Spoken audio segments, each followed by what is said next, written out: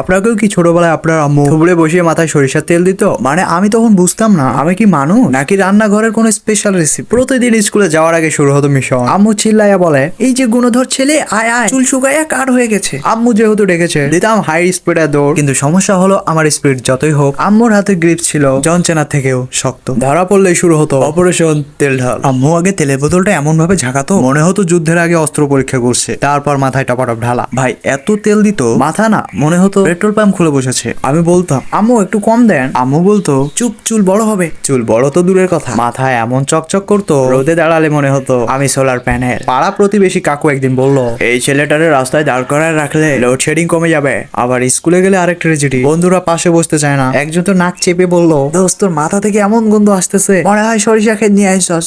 ক্লাসে স্যার বলল, এই যে তুই পিছনে বস। আমি ভাবলাম পড়াশোনার জন্য না ভাই, স্যার বলল তোর মাথায় রোদ লেগে সেটা বোর্ডে আলো দিতেছে। আর সবচেয়ে কষ্টের বিষয়, বাতাস এলেও আমার চুল নড়তো না। বন্ধুরা চুল উড়িয়ে হিরো স্টাইলে হাঁটে, আর আমার চুলে যেন সুপার গ্লু মারা হয়েছে, চকচকে ভারী আর একদম নাড়াচাড়া নেই। এরকম আম্মুর হাতে শিকার হয়ে থাকলে অবশ্যই জানাবে।